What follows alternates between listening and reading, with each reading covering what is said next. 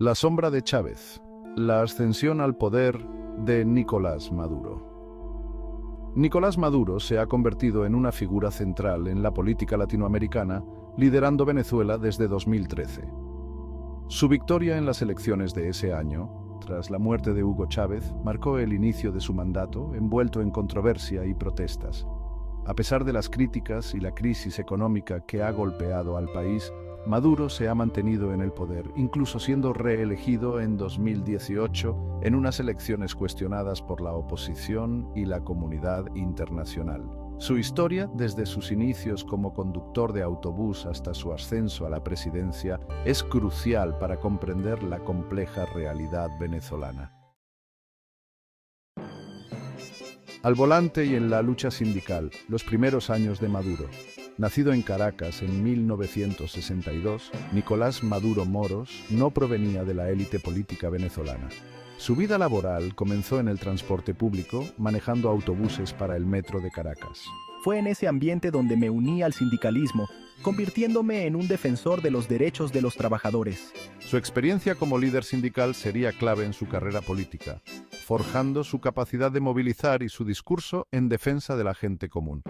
Este periodo marcó a Maduro, dándole una historia personal que lo conectaba con los sectores populares.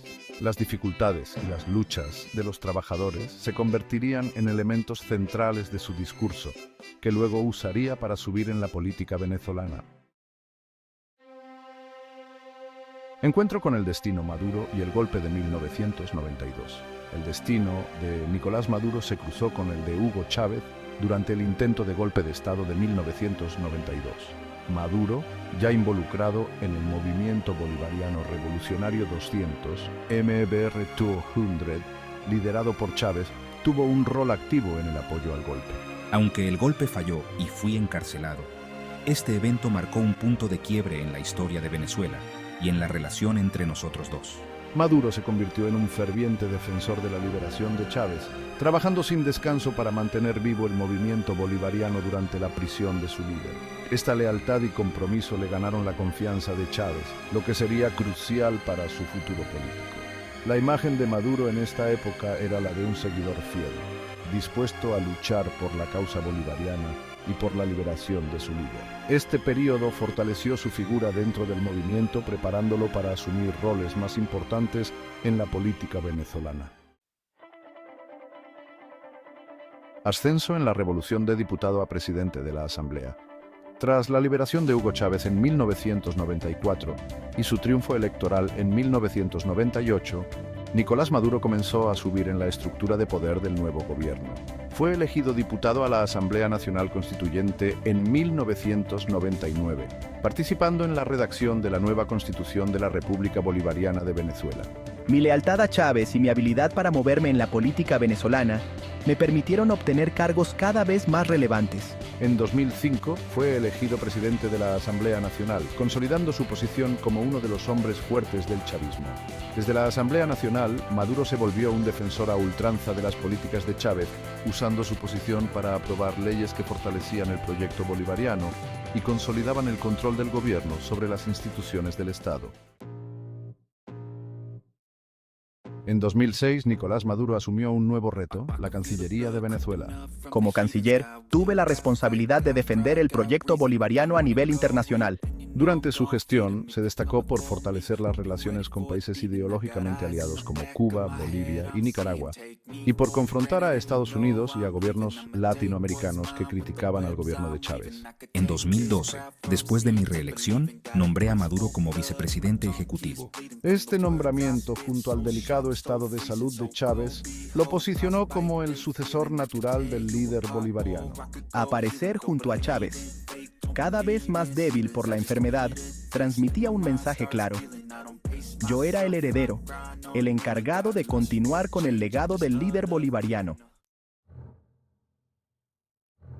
La muerte de Hugo Chávez en marzo de 2013 marcó un antes y un después en la historia de Venezuela.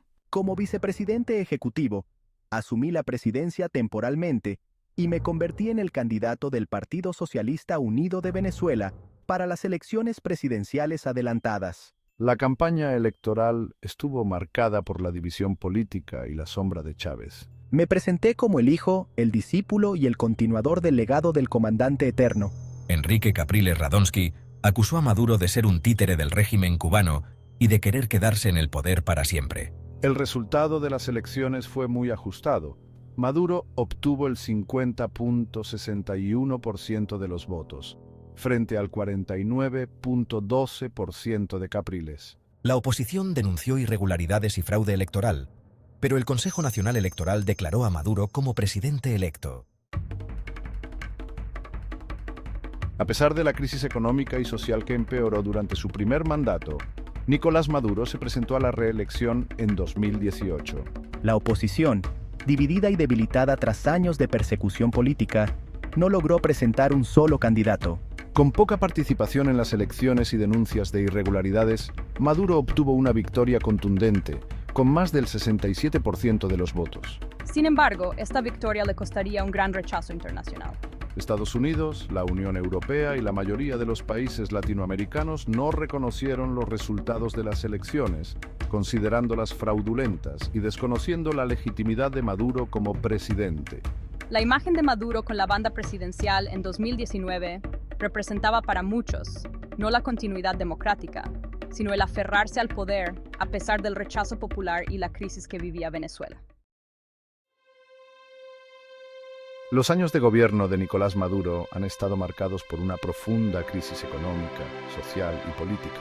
La hiperinflación, la escasez de alimentos y medicinas, la inseguridad y la violación de derechos humanos se han convertido en el día a día de millones de venezolanos. A pesar del deterioro de las condiciones de vida en el país, Maduro se ha aferrado al poder, usando la fuerza del Estado para reprimir las protestas y perseguir a sus opositores políticos. La imagen de la escasez y la crisis se ha vuelto común en la Venezuela de Maduro, contrastando con el discurso del gobierno que habla de una guerra económica impuesta desde afuera. La oposición venezolana ha enfrentado muchos obstáculos para crear una alternativa política viable al gobierno de Maduro. La división interna, la falta de liderazgo, la represión y el control del CNE han dificultado su trabajo. A pesar de los intentos de diálogo y negociación, la oposición no ha logrado encontrar una salida a la crisis política. Esto ha generado frustración y desánimo en una parte importante de la población, que ve cómo se acaban las opciones para lograr un cambio político pacífico. Las protestas, aunque masivas en el pasado, han perdido fuerza en los últimos años, en parte por la represión y la falta de resultados concretos. Esto plantea un escenario difícil para la oposición, que debe reinventarse para poder enfrentar el poder del gobierno. La crisis venezolana ha cruzado las fronteras del país, convirtiéndose en un tema de preocupación regional e internacional. Gobiernos de todo el mundo han condenado la situación de los derechos humanos en Venezuela, así como la crisis humanitaria que ha provocado la salida de millones de venezolanos. Estados Unidos ha impuesto sanciones económicas al gobierno de Maduro y ha reconocido a Juan Guaidó, presidente de la Asamblea Nacional, como presidente interino de Venezuela. Sin embargo, Maduro se ha mantenido en el poder gracias al apoyo de países aliados como Rusia, China, Cuba y Turquía. La imagen de Maduro junto a líderes como Putin muestra la importancia del apoyo internacional para su permanencia en el poder, a pesar del aislamiento diplomático y las sanciones impuestas por otros países. La historia de Nicolás Maduro es la historia de Venezuela en el siglo XXI, una historia de promesas incumplidas, de división política y de una profunda crisis económica y social. Su legado estará marcado por la crisis que ha hundido al país en la incertidumbre y la desesperanza. Sin embargo, el último capítulo de esta historia aún no se ha escrito. El futuro de Venezuela dependerá de la capacidad de sus líderes políticos y sociales para encontrar una salida pacífica y democrática a la crisis, que permita reconstruir el país y devolverles la esperanza a sus ciudadanos. La imagen del Ávila, siempre presente en la ciudad de Caracas, se convierte en un símbolo de la esperanza de un futuro mejor para Venezuela, un futuro que aún está por escribirse.